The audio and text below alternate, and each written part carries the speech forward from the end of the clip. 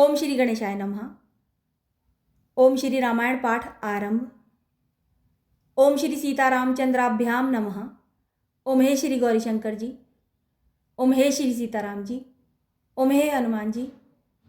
आपके श्री चरणों में मेरा प्रणाम है और मैं आपके आशीर्वाद से श्री रामायण का पाठ आरंभ करती हूँ।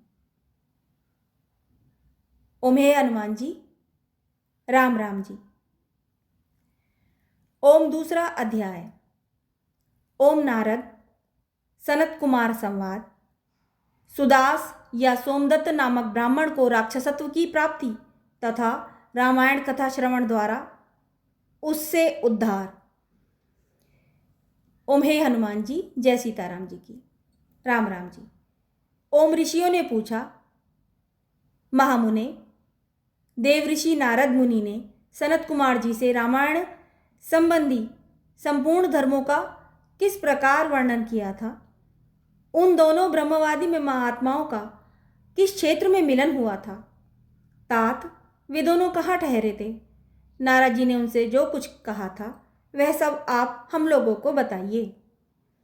श्री सूत जी ने कहा, मुनिवरों, सनकादि महात्मा भगवान ब्रह्मा जी के पुत्र माने गए हैं।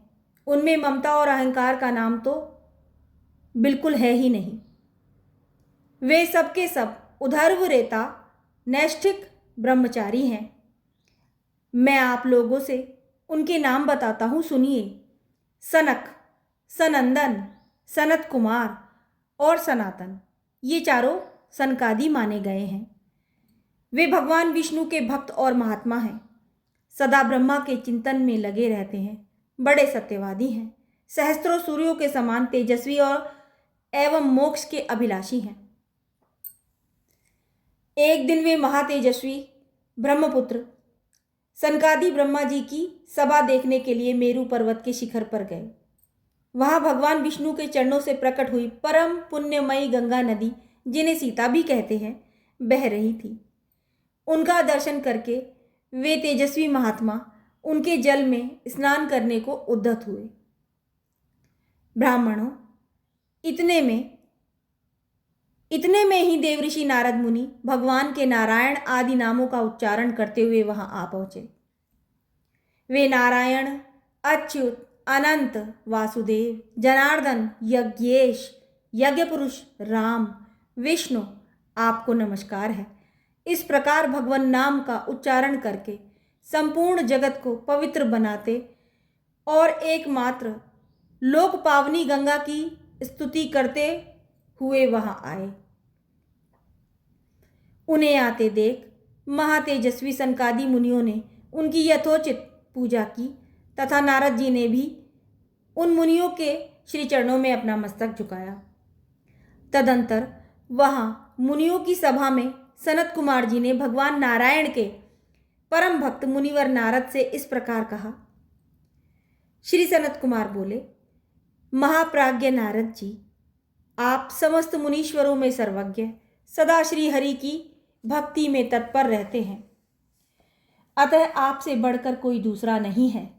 इसलिए मैं आपसे पूछता हूँ, जिनसे समस्त चराचर जगत की उत्पत्ति हुई है तथा ये गंगा जी जिनके चरणों से प्रकट हुई है, उन श्रीहरि स्वरूप का ज्ञान कैसे होता है? यदि आपकी हम लोगों पर कृपा हो तो हमारे इस प्रश्न का यथार्थ रूप से विवेचन कीजिए। श्री नारद जी ने कहा, जो पर से भी परतर है, उन परम देव श्री राम को नमस्कार है, जिनका निवास स्थान परम धाम उत्कृष्ट से भी उत्कृष्ट है तथा जो सगुण और निर्गुण रूप है, उन श्री राम को मेरा नमस्कार है। ज्ञान और अज्ञान, धर्म अधर्म तथा विद्या अविद्या, ये सब जिनके अपने ही स्वरूप हैं तथा जो सबके आत्मरूप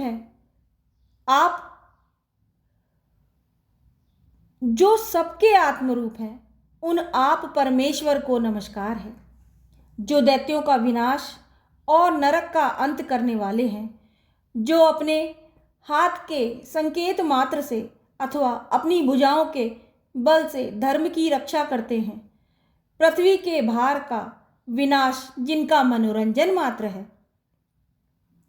और जो उस मनोरंजन की सदा अभिलाषा रखते हैं, उन रघुकुल दीप श्री रामदेव को मैं नमस्कार करता हूँ, जो एक होकर भी 4 स्वरूपों में अवतीर्ण होते हैं, जिन्होंने वानरों को साथ लेकर राक्षस सेना का संहार किया। उन दशरथ नंदन श्री रामचंद्र जी का मैं भजन करता हूँ। भगवान श्री राम के ऐसे अनेक चरित्र हैं। भगवान श्री राम के ऐसे अनेक चरित्र हैं जिनके नाम करोड़ों वर्षों में भी गिनाए नहीं जा सकते, जिनके नाम की महिमा का मनु और मुनीश्वर भी पार नहीं पा सकते। वहाँ मेरे जैसे क्षुद्र जीव की पहुंच कैसे हो सकती है? जिनके नाम के स्मरण मात्र से बड़े बड़े पातकी भी पावन बन जाते हैं, उन परमात्मा का स्तवन मेरे जैसा तुच्छ बुद्धि वाला प्राणी कैसे कर सकता है? जो द्विज घोर कलयुग में रामायण कथा का आश्रय लेते हैं, वे ही कृतकृत्य हैं। उनके लिए तुम्हें सदा नमस्कार करना चाहिए। सनत कुमार जी, भगवान की महिमा को जानने के लिए कार्तिक, माघ और चैत्र के शुक्ल पक्ष में रामायण की अमृतमयी कथा का नवाह श्रवण करना चाहिए। ब्राह्मण सुदास गौतम के श्राप से, ब्राह्मण सुदास गौतम ऋषि के श्राप से राक्षस शरीर को प्राप्त हो गए थे, परंतु रामायण के प्रभाव से ही उन्हें उस शाप से छुटकारा मिला था। सनत कुमार ने पूछा, मुनि श्रेष्ठ, संपूर्ण धर्मों का फल देने वाली रामायण कथा का किसने वर्णन किया है? सौदास को गौतम ऋषि द्वारा कैसे शाप प्राप्त हुआ? फिर वे रामायण के प्रभाव से कैसे शाप मुक्त हुए थे? मुने, यदि आपका हम लोगों पर अनुग्रह हो तो सब कुछ ठीक ठीक बताइए। इन सारी बातों से हमें अवगत कराइए, क्योंकि भगवान की कथा वक्ता और श्रोता दोनों के पाप का नाश करने वाली होती है। क्योंकि भगवान की कथा वक्ता और श्रोता दोनों के पापों का नाश करने वाली है। श्री नारद जी ने कहा, ब्राह्मण, रामायण का प्रादुर्भाव महर्षि वाल्मीकि के मुख से हुआ। ब्राह्मण, श्री रामायण का प्रादुर्भाव महर्षि वाल्मीकि जी के मुख से हुआ है। तुम उसी को श्रवण करो। रामायण की अमृतमयी कथा का श्रवण 9 दिनों में करना चाहिए। सतयुग में एक ब्राह्मण थे जिन्हें धर्म कर्म का विशेष ज्ञान था। उनका नाम था सोमदत्त। वे सदा धर्म के पालन में ही तत्पर रहते थे। वे ब्राह्मण सौदास नाम से भी विख्यात थे। वे ब्राह्मण सौदास नाम से भी विख्यात थे। ब्राह्मण ने ब्रह्मवादी गौतम मुनि से गंगा जी के मनोरम तट पर संपूर्ण धर्मों का उपदेश सुना था। गौतम ने पुराणों और शास्त्रों की कथाओं द्वारा उन्हें तत्व का ज्ञान करवाया था। सौदास ने गौतम ऋषि से उनके बताए हुए संपूर्ण धर्मों का श्रवण किया था। एक दिन की बात है, सौदास परमेश्वर शिव की आराधना में लगे हुए थे। उसी समय वहां उनके गुरु गौतम जी आ गए, परंतु सौदास ने अपने निकट आए हुए गुरु को उठकर प्रणाम भी नहीं किया। परम बुद्धिमान गौतम ऋषि तेज की निधि थे। वे शिष्य के बर्ताव से रुष्ट न होकर शांत ही बने रहे। परम बुद्धिमान श्री गौतम ऋषि तेज की निधि थे। वे शिष्य के बर्ताव से रुष्ट न होकर शांत ही बने रहे। उन्हें यह जानकर प्रसन्नता हुई कि मेरा शिष्य सौदास शास्त्रोक्त कर्मों का अनुष्ठान करता है, किंतु सौदास ने जिनकी आराधना की थी वे संपूर्ण जगत के गुरु महादेव शिव गुरु की अवहेलना से होने वाले पाप को न सह सके।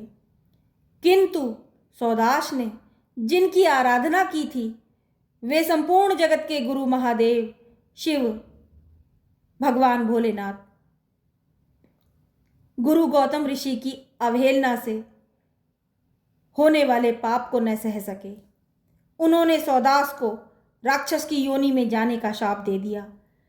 तब विनय कला कोविद ब्राह्मण ने हाथ जोड़कर गौतम ऋषि से कहा।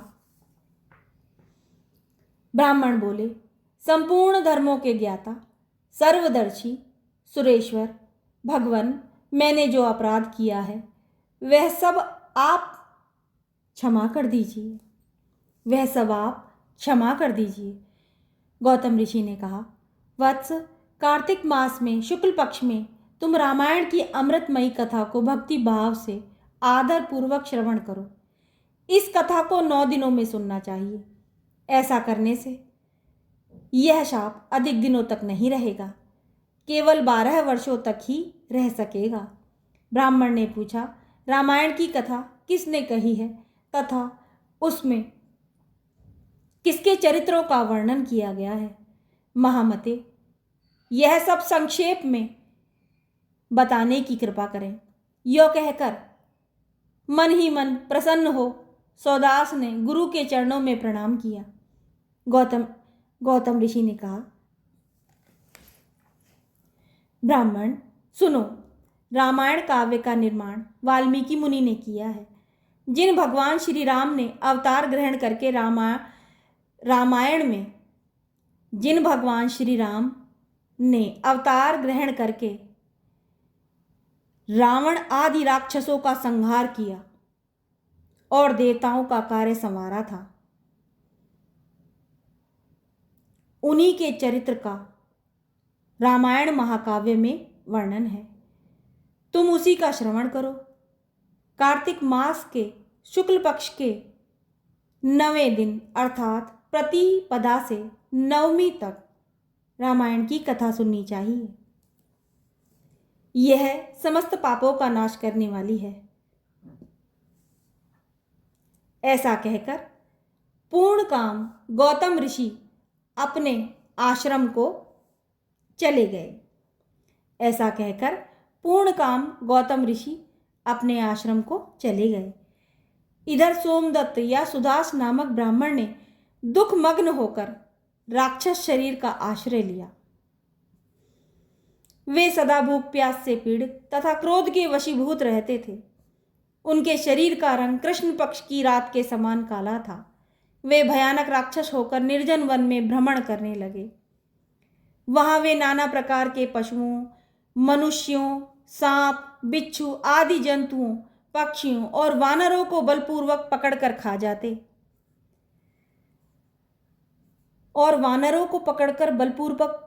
जाते थे।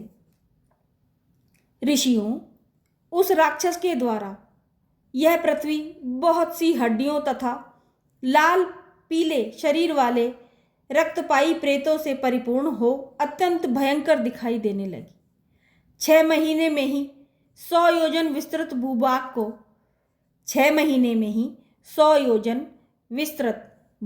को अत्यंत दुखित करके 6 महीने में ही 100 योजन विस्तृत भूभाग को अत्यंत दुखित करके वह राक्षस पुनः किसी दूसरे वन में चला गया। वहां भी वह प्रतिदिन नरमांस का भोजन करता रहा। संपूर्ण लोकों के मन में भय उत्पन्न करने वाला यह राक्षस घूमता घामता नर्मदा जी के तट पर आ पहुंचा। इसी समय कोई अत्यंत धर्मात्मा ब्राह्मण उधर आ निकला। उसका जन्म कलिंग देश में हुआ था। लोगों में वह गर्ग नाम से विख्यात था। कंधे पर गंगाजल लिए भगवान विश्वनाथ की स्तुति तथा श्री राम के नामों का गान करता हुआ वह ब्राह्मण बड़े हर्ष और उत्साह में भरकर उस पुण्य प्रदेश में आया था। गर्ग मुनि को आते देख राक्षस उदास बोल उठा, हमें भोजन प्राप्त हो गया है। ऐसा कहकर अपनी दोनों भुजाओं को ऊपर उठाए हुए वह मुनि की ओर चला, परंतु उनके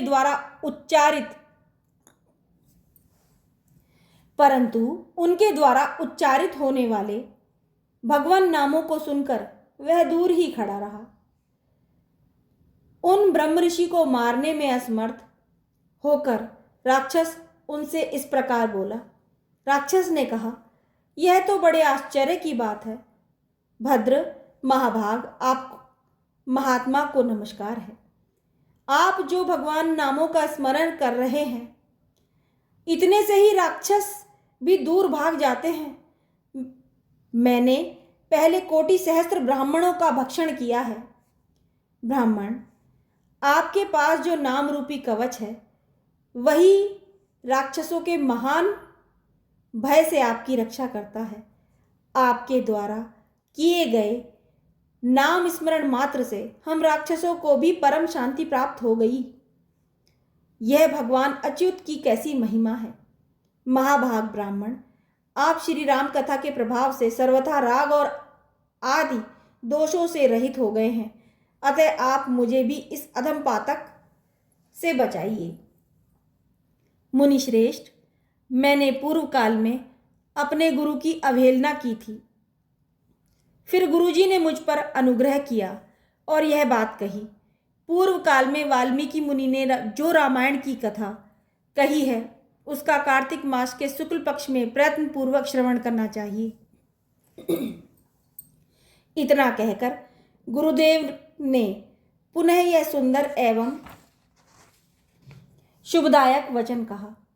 रामायण की अमृतमयी कथा 9 दिनों में सुननी चाहिए। अतः संपूर्ण शास्त्रों के तत्व को समझने वाले महाभाग ब्राह्मण, आप मुझे रामायण कथा सुनाकर इस पाप कर्म से मेरी रक्षा कीजिए। नारद जी कहते हैं, उस समय वहां राक्षस के मुख से रामायण का परिचय तथा श्री राम के उत्तम महात्मा का वर्णन सुनकर द्विज श्रेष्ठ गर्ग आश्चर्यचकित हो उठे। श्री राम का नाम ही उनके जीवन का अवलंब था। वे ब्राह्मण देवता उस राक्षस के प्रति दया से द्रवित हो गए और सुदास से इस प्रकार बोले।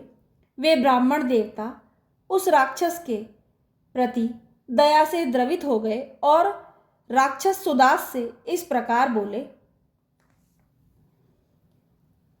ब्राह्मण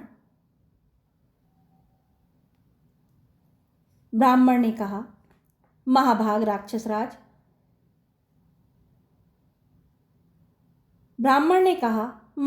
राक्षसराज, तुम्हारी बुद्धि निर्मल हो गई है। इस समय कार्तिक मास का शुक्ल पक्ष ही चल रहा है। इसमें रामायण की कथा सुनो। राम भक्ति परायण राक्षस, तुम रामचंद्र जी के महात्म्य को श्रवण करो। श्री रामचंद्र जी के ध्यान में तत्पर रहने वाले मनुष्यों को बाधा पहुंचाने में कौन समर्थ हो सकता है।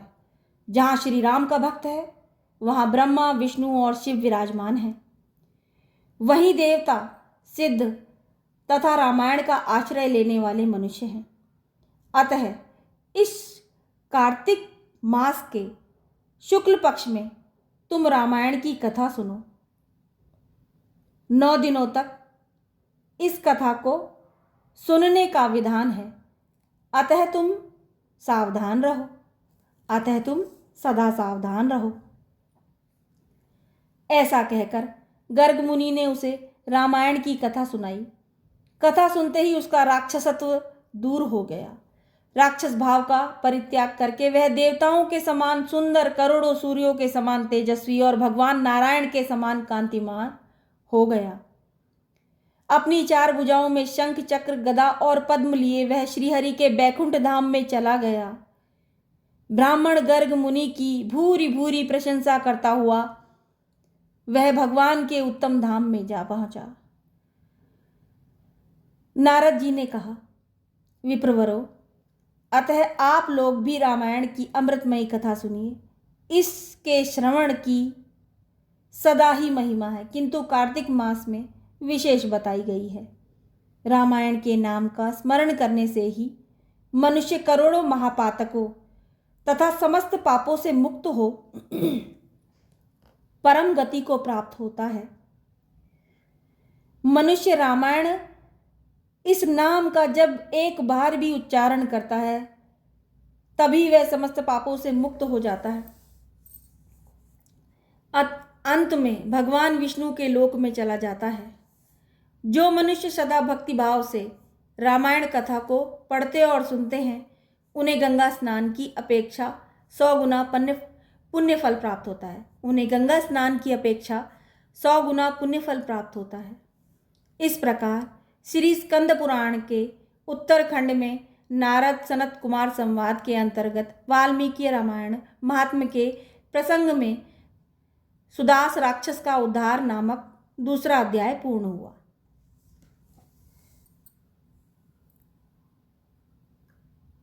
ओम जय श्री सीताराम जी की। ओम जय श्री सीताराम जी की। जय हनुमान जी की।